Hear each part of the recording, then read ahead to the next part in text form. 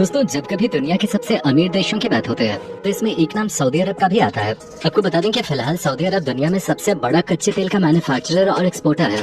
एक टाइम था जब इस देश में चारों तरफ केवल बंजर जमीन और रेत देखने को मिलते थे, लेकिन जब से सऊदी अरब में तेल की खोज हुई, मानो इस देश की किस्मत फर्श से अर्श पे आ गए। भले ही सऊदी अरब आज दुनिया के सबसे अमीर देशों की लिस्ट में शुमार किया जाता हो, लेकिन एक टाइम ऐसा भी था जब इस देश की गिनती दुनिया के सबसे अमीर देश तो क्या, दुनिया के सबसे गरीब देशों में भी सबसे नीचे होते थे। दोस्तों, क्या आपने कभी सोचा है कि सऊदी अरब में तेल की खोज तो साल 1938 में हुए थे, लेकिन तेल की खोज से पहले यहाँ के लोगों की कमाई का साधन क्या था और ये लोग अपना पेट कैसे पालते थे? क्योंकि यहाँ की ज्यादातर जमीन बंजर होने की वजह से यहाँ खेती वगैरह भी बहुत कम हो पाते थे। तो दोस्तों, अगर आप भी जानना चाहते हैं कि तेल की खोज से पहले सऊदी अरब के क्या हालात थे और यहाँ के लोग जिंदा रहने के लिए अपना गुजारा कैसे करते थे, तो बने रहे हमारे साथ वीडियो के अंत तक। तो चलिए शुरू करते हैं 200 साल पहले के सऊदी अरब के रोमांचक सफर को। दोस्तों, सऊदी अरब जो कि आज आप लोगों को बहुत ही शानो शौकत वाला देश दिखाई देता है, लेकिन असल में तेल की खोज होने से पहले ये देश भी बहुत ही गरीबी और भूखमरी की चपेट में था। ऐसा क्यों, जानने के लिए हमें वक्त में थोड़ा पीछे जाना होगा। आपको बता दें कि सऊदी अरब एक इस्लामिक देश है और इसकी स्थापना साल 1744 में मोहम्मद बिन सऊद अल मकरीन ने की थे। ये वो समय था जब सऊदी अरब में तेल की खोज का नामो निशान तक नहीं था। तेल की खोज होने से पहले सऊदी अरब का नाम भी दुनिया के सबसे गरीब देशों की लिस्ट में हुआ करता था और यहाँ की ज्यादातर जमीन बंजर होने की वजह से यहाँ खेती भी बहुत कम हुआ करते थे और इससे अनाज भी यहाँ बहुत कम पैदा होता था। इसलिए यहाँ के ज्यादातर लोग कच्चा खाना खाकर ही अपना पेट पालते थे। इसके साथ साथ खजूर की सबसे ज्यादा खेती इसी देश में होते थे। आजकल तो यहाँ के शेखों के पास इधर उधर जाने के लिए एक से एक लग्जरी गाड़ियाँ हैं, लेकिन जब ये देश गरीब हुआ करता था तब यहाँ के शेख कहीं भी आने जाने के लिए ऊंट और घोड़ों का इस्तेमाल किया करते थे। इन सब के अलावा तब यहाँ के लोगों के पास रहने के लिए पक्के मकान तक नहीं हुआ करते थे। ये लोग लाल मिट्टी से बने हुए टूटे फूटे कच्चे मकानों में रहा करते थे। तेल की खोज से पहले यहाँ के लोग अपनी गुजर बसर करने के लिए मिट्टी के बर्तन तक बनाकर बेचा करते थे और साथ ही समुद्र में मोती ढूंढने का काम भी करते थे। बहुत से लोग काम की तलाश में देश से बाहर निकल जाते थे और गाड़ी धोना और मजदूरी जैसे काम करके अपना परिवार चलाया करते थे। दोस्तों, जब इस देश में सिर्फ रेत के अलावा और कुछ भी नहीं हुआ करता था, तब यहाँ के लोगों की कमाई का मेन साधन मक्का मदीना था। इस्लाम धर्म के सभी लोगों में मक्का मदीना को लेकर एक विशेष मान्यता रही है और जो भी लोग अलग अलग देशों से मक्का मदीना घूमने आया करते थे, सऊदी अरब के लोग उन घूमने आए लोगों से मोटी कमाई किया करते थे और काफी सालों तक ये सिलसिला इसी तरह चलता रहा। साल 1950 आते आते ये देश पानी तक को मोहताज होने लगा था और चारों तरफ रेगिस्तान होने की वजह से पानी के कुएं भी धीरे धीरे सूख रहे थे। एक बार की बात है जब अमेरिका के एक डॉक्टर शेख अब्दुल अल अजीज के इलाज के लिए सऊदी अरब गए थे, लेकिन वो पेशे से एक फोटोग्राफर भी थे। जब वो अब्दुल अल अजीज के इलाज के लिए सऊदी अरब पहुंचे तो उन्होंने इस देश के लोगों का सादा रहन सहन देखते हुए यहाँ की बहुत सारी तस्वीरें अपने कैमरे में कैद कर ली और इन तस्वीरों में ये साफ साफ देखा गया कि सऊदी अरब तेल की खोज होने से पहले कितना पिछड़ा हुआ और गरीब देश था। यहाँ तक कि उस समय सऊदी अरब के लोगों के पास व्यापार करने के लिए पक्की दुकानें भी नहीं हुआ करते थे और ये लोग व्यापार करने के लिए अपनी दुकानें सड़क और फुटपाथ पे लगाया करते थे। हालांकि उस समय सऊदी अरब में व्यापार भी कुछ बड़ा नहीं हुआ करता था। आपको बता दें कि उस समय सऊदी अरब की सड़कों की हालत भी बहुत खराब हुआ करते थे। लोगों को अपनी रोजाना की जरूरतों को पूरा करने के लिए बहुत ज्यादा संघर्ष करना पड़ता था। उस समय सऊदी अरब के ज्यादातर लोग अनपढ़ हुआ करते थे और वो कबीलों में ही रहा करते थे। ये लोग अपने खाली समय में मनोरंजन करने के लिए बाजों के साथ खेला करते थे और कभी कभी शिकार पे भी निकल जाया करते थे। उस समय यहाँ के लोगों के पास कोई भी संसाधन नहीं हुआ करता था, बस वो जैसे तैसे अपनी जिंदगी बिताने के लिए गुजारा किया करते थे।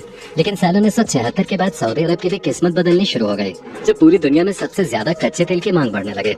इसके लिए सऊदी अरब ने बहुत ही बड़े पैमाने पर कच्चे तेल के उत्पादन को बढ़ाया और देश की आर्थिक और सामाजिक हालत को सुधारने के लिए उस पर ध्यान दिया। लेकिन इस दौरान सऊदी अरब की सरकार ने बहुत सी गलतियां भी की थी। जैसे कि पैसा आते ही सऊदी अरब की सरकार ने खाने पर लोगों को सब्सिडी देनी शुरू कर दी। हालांकि उन्होंने बाद में अपनी इस गलती को सुधार लिया, जिसके बाद पूरी दुनिया के लोग तेल के व्यापार के लिए सऊदी अरब के साथ ज्यादा से ज्यादा जुड़ने लगे। इन सब के बाद सऊदी अरब आज जिस भी मुकाम पे है वो तो आप देख ही पा रहे होंगे। हालांकि सऊदी अरब का संघर्षों से भरा यह सफर इतना आसान भी नहीं था। जी, दरअसल हमेशा से लोगों का कहना है कि सऊदी अरब तुर्की को अपना सबसे बड़ा दुश्मन मानता है और ये दुश्मनी आज से नहीं बल्कि कई सालों से चली आ रही है। 7वीं शताब्दी की बात है जब मध्य पूर्वी देशों में इस्लाम धर्म का प्रचार काफी जोरों पर था और उस समय बहुत से लोग एक बड़ी संख्या में इस्लाम धर्म को कबूल कर रहे थे। उस समय धीरे धीरे इन अरबी लोगों की एक अलग पहचान बनने लगे थे। कहा जाता है कि इसमें अमीर और गरीब के बीच कोई भेदभाव नहीं होता था, जिसका फायदा उठाकर सऊदी अरब अपने नए राज्यों का विस्तार कर रहा था।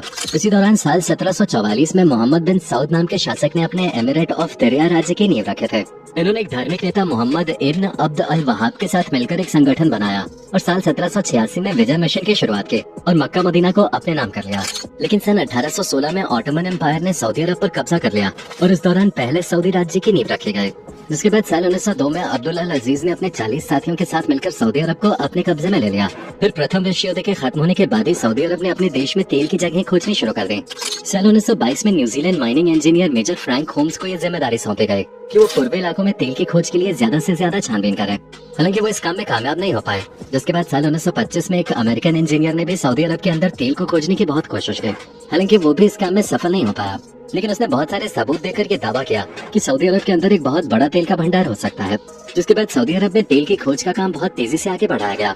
साल 1934 में दोबारा बहुत से जूलॉजिस्ट की टीम ने जेबल अली पर तेल की खोज करनी शुरू कर दी थी और आखिरकार साल 1938 में जाकर एक अमेरिकन कंपनी को इस काम में सफलता मिली गई।